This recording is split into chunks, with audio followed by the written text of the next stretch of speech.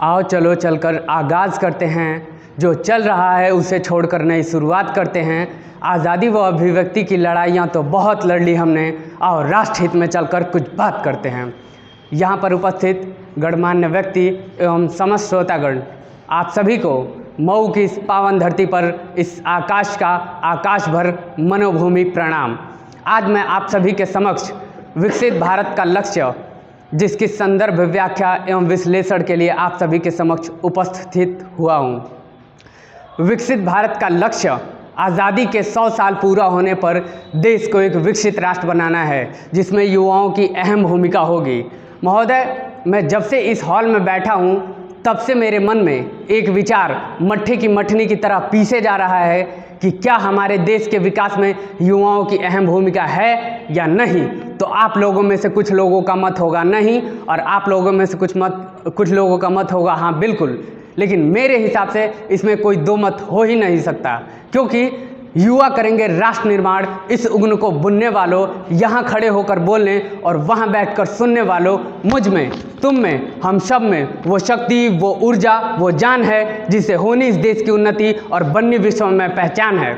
महोदय, यदि कोई राष्ट्र कहता है कि वह समृद्ध है, सशक्त है, तो इसका सीधा तात्पर्य यह होगा कि उस देश का प्रत्येक युवा अपने मन में चल रही राष्ट्रभक्ति की भावना को साथ लेकर चलता है। महोदय, यदि कोई व्यक्ति अपने मन में राष्ट्र के प्रति राष्ट्रभक्ति की भावना रखता है, तो उससे उसके विचार बदलेंगे, और उसके विचारों से उसके शब्द बदलेंगे, और उसके शब्दों से उसके संकल्प बदलेंगे, और असल मायने में उसी संकल्प से इस देश का विकास होगा। महोदय, हम वही युवा हैं जो आने वाले भारत के भविष्य में इस देश का शासक बनकर इस राष्ट्र का निर्माण करेंगे। हम सब वही युवा हैं जो आने वाले भारत के भविष्य में डॉक्टर, इंजीनियर, राजनेता, अभिनेता बनकर इस राष्ट्र का निर्माण करेंगे। महोदय, क्योंकि हम वो युवा हैं जो ठोकरों पे ताज रखते हैं, और हमें कल की फिक्र नहीं, क्योंकि हम अपनी मुट्ठी में आज रखते हैं। महोदय, मुझे गर्व है अपने हिंदुस्तान पर, क्योंकि यहाँ दुनिया में जितना भारत के नाम पर मरने वाले लोग नहीं हैं, वहाँ भारत के नाम पर भारत में मरने वाले लोग हैं। महोदय, मुझे गर्व है अपने हिंदुस्तान पर, क्योंकि हम उस हिंदुस्तान से हैं जहां हरियाणा का एक युवा राष्ट्रभक्ति के साथ जब अपनी बाजुओं को मजबूत करता है तो ओलंपिक में गोल्ड मेडल लाने वाला नीरज चोपड़ा बनता है। हम उस हिंदुस्तान से हैं जहां मुंबई की तलौजा जेल में 7 साल जेल काटने के बाद जब एक ईमानदार आईपीएस अधिकारी अपनी ईमानदारी का परिचय देता है, तो राजस्थान में भ्रष्टाचार के खिलाफ प्रबल विरोधी आईपीएस दिनेश एमएन बनता है। हम किस हिंदुस्तान से हैं साहब? हम 57 की तलवारों का चमचम करता आलोक बने, हम 57 की तलवारों का चमचम करता आलोक बने, हम हल्दी घाटी के युद्ध में राणा की भाले के नोक बने, हम गीत बने, संगीत बने, शब्दों के गहरे छंद बने, और शुद्धांत शून्य का देकर इस धरती के प्राण बने। ये है हमारा इतिहास।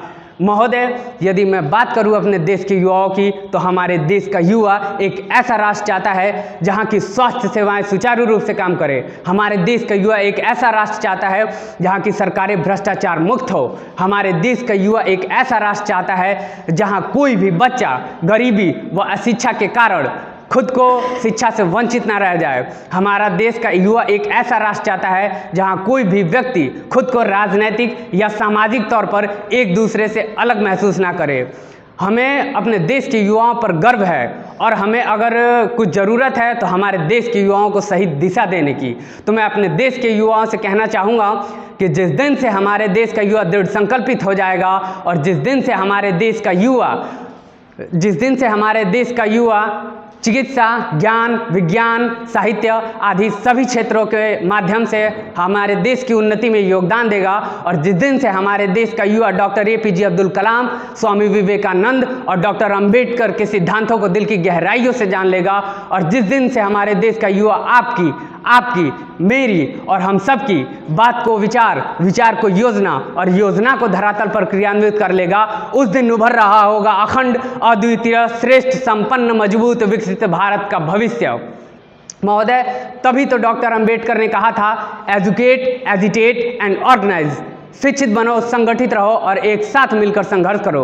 सो I would like to appeal youth to sitting here कि हो गई है पीर पर्वत सी निकलनी चाहिए, कि हो गई है पीर पर्वत सी निकलनी चाहिए, इस हिमालय से कोई गंगा निकलनी चाहिए। और हंगामा खड़ा करना मेरा मकसद नहीं, मेरी कोशिश है कि ये तस्वीर बदलनी चाहिए, मेरी कोशिश है कि ये तस्वीर बदलनी चाहिए। और मेरे सीने में ना सही तेरे सीने में ही सही हो कहीं भी ये आग, पर ये आग जलनी चाहिए, पर ये आग जलनी चाहिए। महोदय, यदि हमारे देश के युवाओं को जिसे अध्यात्म में रुचि है वो धर्म का प्रचार करे, जिसे तकनीक जानने वाला युवा डॉक्टर APJ अब्दुल कलाम बने। हम हॉकी, कबड्डी, क्रिकेट खेलें तो भारत के लिए खेलें। यदि कोई महिला सशक्तिकरण का उदाहरण देते हुए स्वर्ण जीते तो वो भारत के लिए जीते। NIT, IIT में पढ़ने वाला छात्र नासा के लिए नहीं बल्कि भारत के लिए काम करे। साहित्य ऐसा रचा जाए कि साहित्य का नोबेल भारत को प्राप्त हो।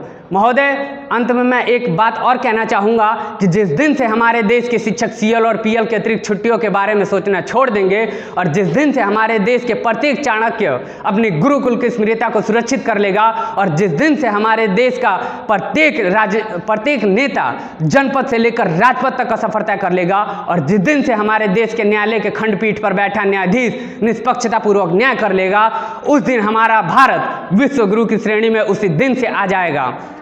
और ये सब पॉसिबल अगर हो सकता है तो हमारे देश के युवाओं से, क्योंकि हमारे देश के युवाओं की आबादी लगभग आबादी के 65% है, जो किसी भी आपदा को अवसर में बदल सकते हैं।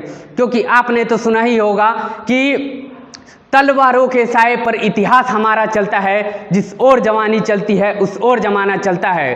तो मैं युवाओं का आह्वान करते हुए शेर की गर्जन की भांति बताना चाहूँगा युवाओं को कि ये युवा एक उम्र नहीं होते, ये युवा एक सकारात्मक सोच होते हैं।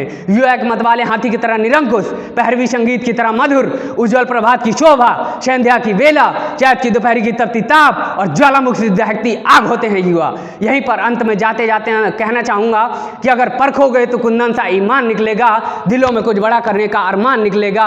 और मेरी पीढ़ी के ये युवा भले कितने भी हों मॉडर्न, अगर चीरेंगे सीना तो हिंदुस्तान निकलेगा। जय हिंद, जय भारत, इंकलाब जिंदाबाद।